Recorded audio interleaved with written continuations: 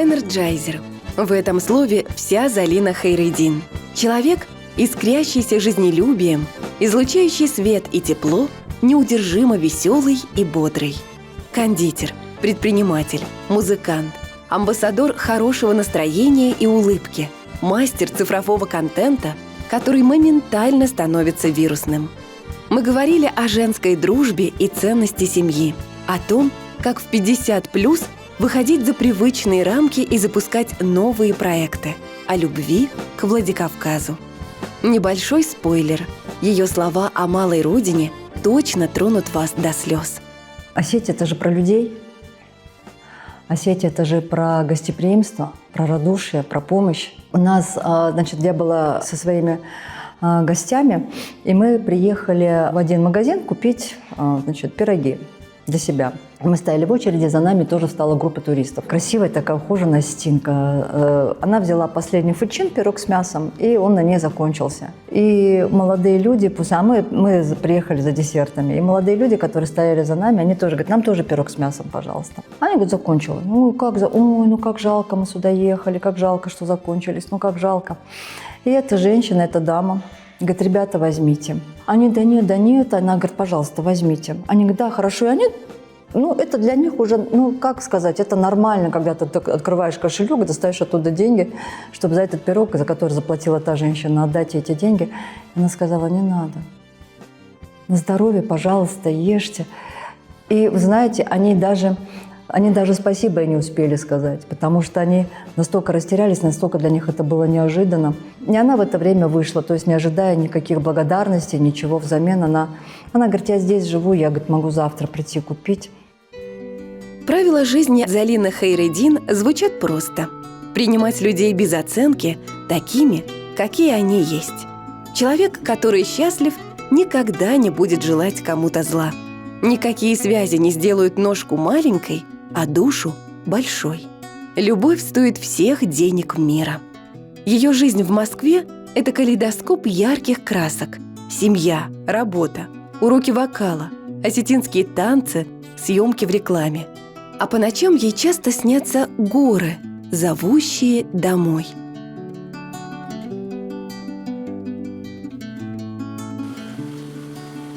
Малая родина – это не просто точка на карте. Это земля, где черпаешь силу и энергию. Это менталитет и культурный код. Залина приезжает в Осетию часто. Благодаря веселому и легкому нраву она желанный гость в кругу друзей, родных и знакомых. Ее узнают на улицах города, с ней здороваются на уютных верандах.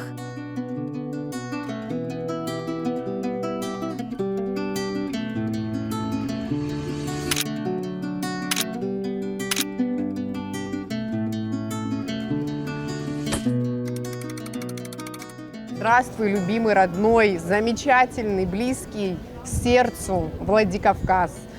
Люблю, обожаю, приезжаю сюда с удовольствием. Не приехать в этот раз не могла, потому что родной, близкий, частичка моей души человечек, Заля, с которой мы дружим уже очень-очень много лет, сказала: не могу улететь, не повидав тебя. И, соответственно, мы не могли отказаться от такого приглашения, лишний раз лицезреть этот прекрасный проспект замечательных людей. Имя мое осетинское, я сама кабардинка, но ношу с гордостью это осетинское имя. И все время всем говорю, что означает имя Залина в переводе с осетинского языка: дающая жизнь. Что я хочу пожелать Владикавказу?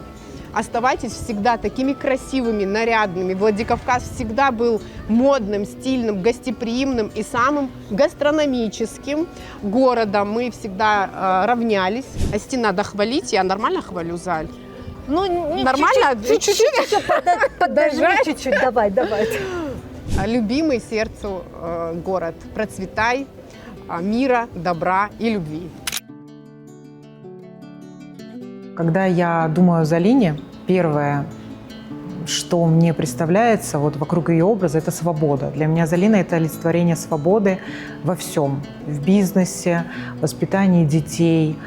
И я учусь у нее этой свободе, не зависеть ни от чего и чувствовать себя внутри. И даже вот эта ее любовь к родине, да, то есть другой человек мог бы это забыть, не живя столько времени в Осетии, но она это все чувствует и достает, и так с любовью делится с нами вот этой любовью. То, что нам кажется смелостью, порой это и есть свобода. И у Залины это, абсолютно везде. В жизни она применяет это умение, и везде ее ждет успех. И, видимо, она даже об этом знает. Я до сегодняшнего дня знакомлюсь, и мы становимся близкими друзьями, которые друг о друге заботятся, которые друг друга поддерживают, и тебе просто с ними хорошо и уютно. В нашем возрасте, конечно, уже хочется легкости. Я не одиночка вообще по жизни, мне всегда нужна компания. В основном мы про легкость, про настроение, про анекдоты. И вот такие друзья, их надо в эту жизнь свою впускать.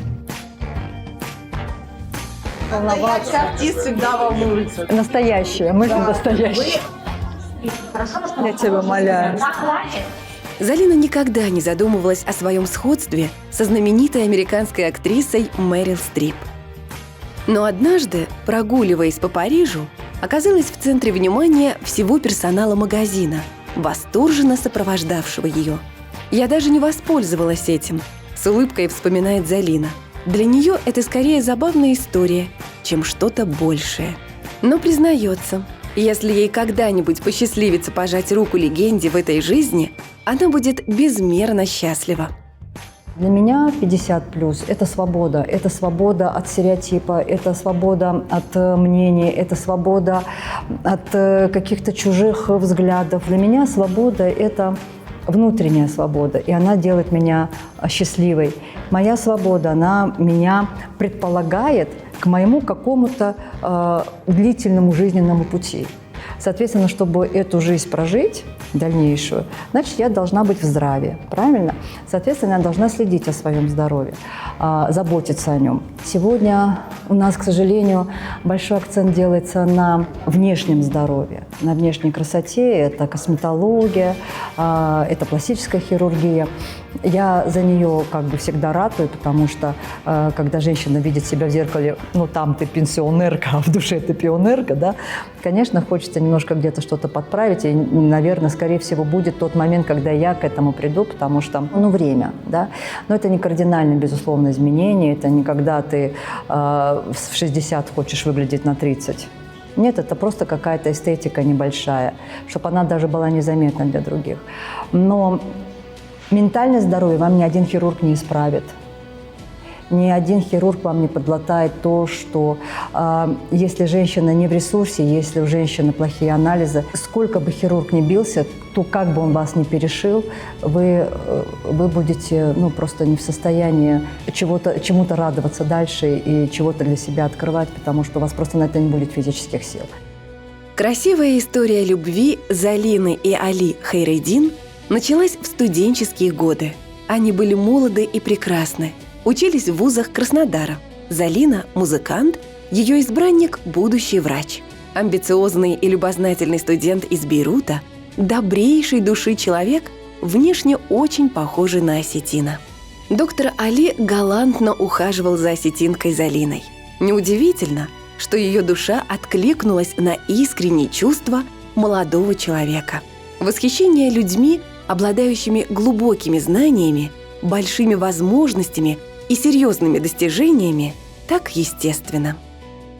Для меня и для моих родителей не стоял вопрос категорично, что я должна выйти за человека исключительно своей национальности. Но для папы было моего важно, потом он мне как-то признался, чтобы это был такой же, скажем, человек с традиционным взглядом на жизнь. И вот мой муж, несмотря на то, что он ливанец, я ему говорю о том, что ты наш. И все, кто его видит, говорят, он так на Стина похож. И правда. Моя близкая подруга, у нее муж тоже араб. То есть мой ливанец, у нее муж сириец. Но по поведению, как наши мужья ведут себя в семье, со своими детьми, со своими друзьями. Мой муж, например, от моего папы, знаете, что осталось? Но мы знаем прекрасно, что арабы, они не ведут застолья, у них не говорят тосты, но уж тем более они не пьют. Мой муж, даже наше семейное, там, мы собираемся всей семьей, будь то это Новый год или там какой-то другой праздник, мой муж всегда начинает с 3 тостов, у нас всегда, сегодня уже реже, но раньше это всегда было 3 пирога, младший резал, и его друзья, ливанцы, они говорят, откуда это у тебя? У нас же так не принято. Он говорит, в моей семье так принято. И мы с подругой шутим. Я говорю, слушай, почему у осетинок всегда мужья становятся осетинами, независимо от национальности? Она говорит, Залин, это правда. Это на самом деле так. И дети становятся осетинами.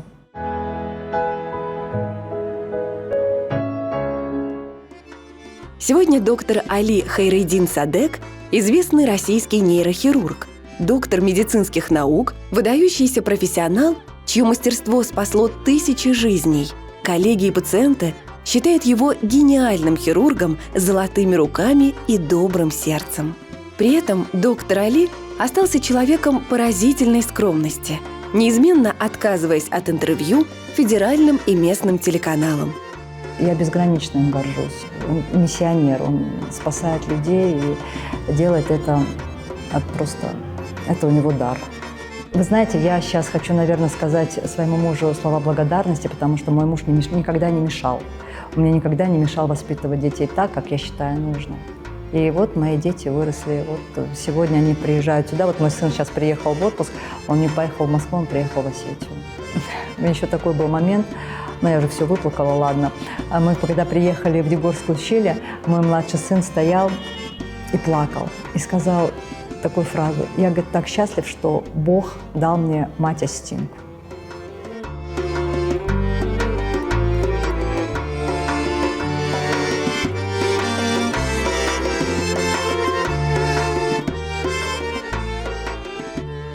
Я маленький совсем был, когда приехал сюда первый раз, это была свадьба сестры.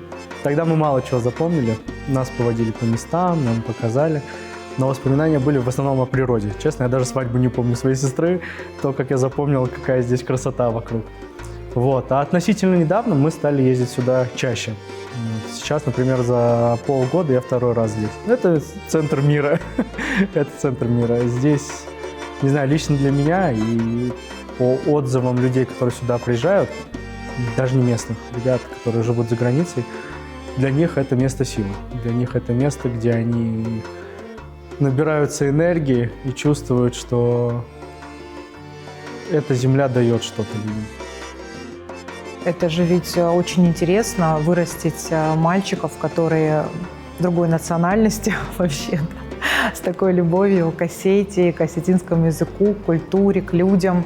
Это тоже, безусловно, многим стоит у нее этому поучиться, и нам в целом было бы только хорошо всей республике, если больше было бы таких ребят, не с осетинскими фамилиями, но таких влюбленных в Осетию.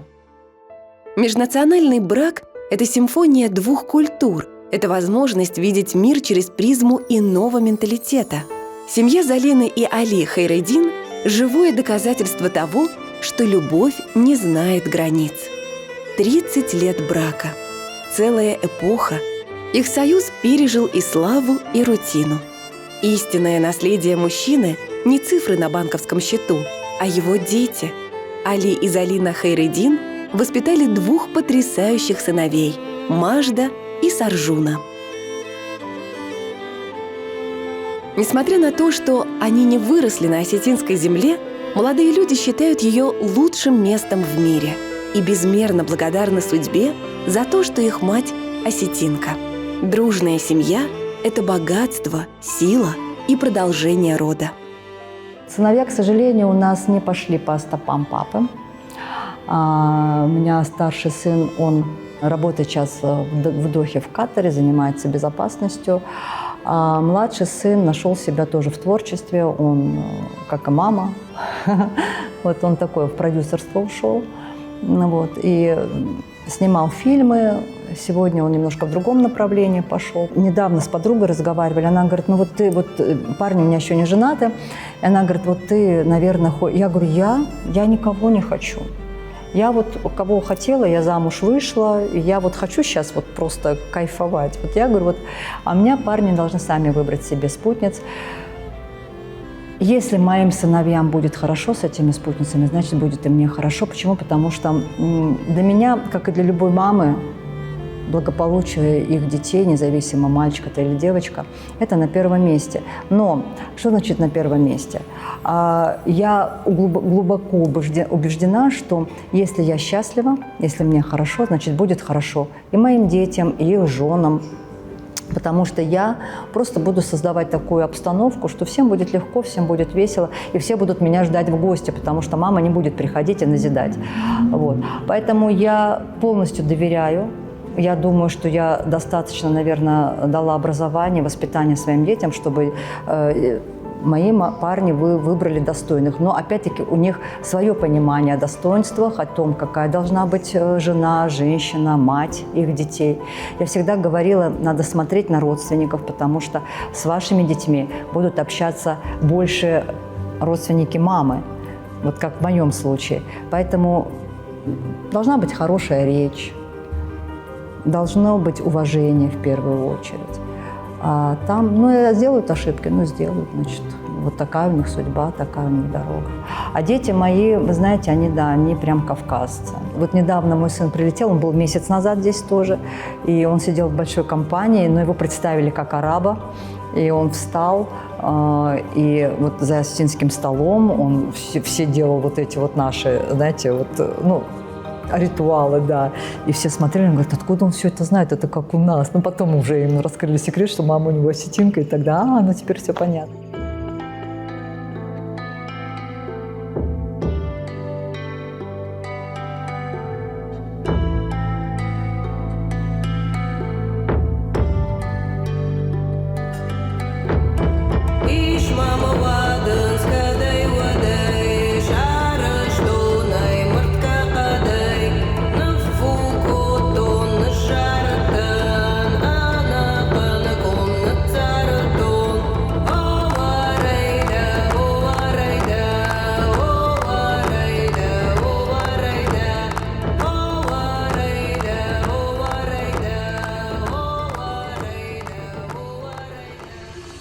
Я получаю заряд на будущее, заряд силы, энергии. Не знаю, вот просто если посмотреть на горы, которые нас окружают, в этом все.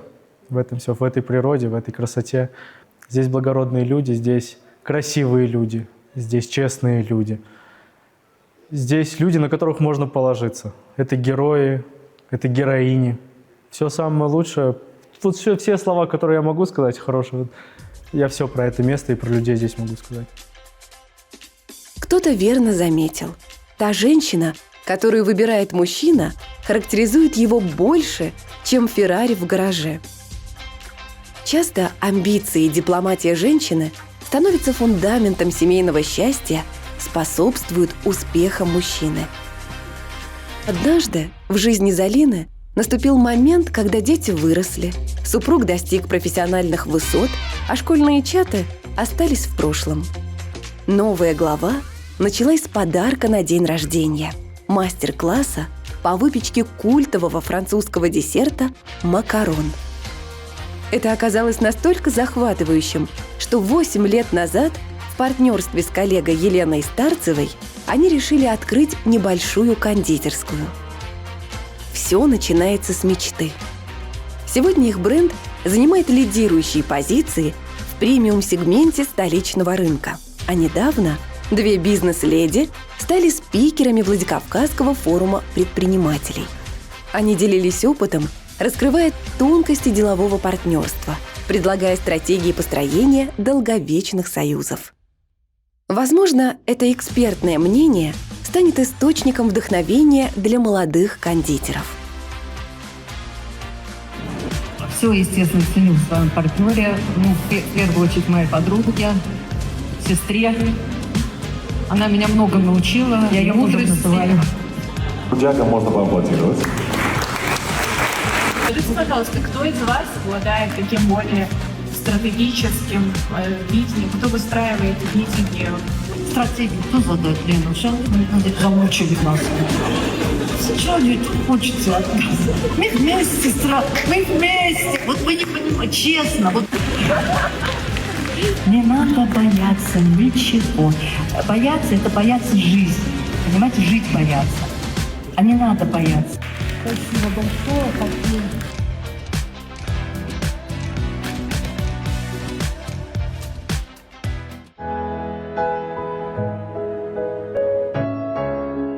Когда я уезжала из Осетии, это был 89-й год, меня сейчас эмоции, правда, сильно переполняют. Я сказала, что я туда никогда не вернусь. Самые были страшные годы вообще не только для региона, вообще для всего тогда Союза. И было страшно даже просто ходить по улицам. И вот когда вот ты просыпаешься, когда ты выходишь из этой комы, я помню, я стояла, мы были в Ягдоне, я приехала с подругой своей. Вот вы знаете, как будто ты была на какого-то старика, старца, вот у тебя произошло очищение. Я плакала, наверное, часа 2.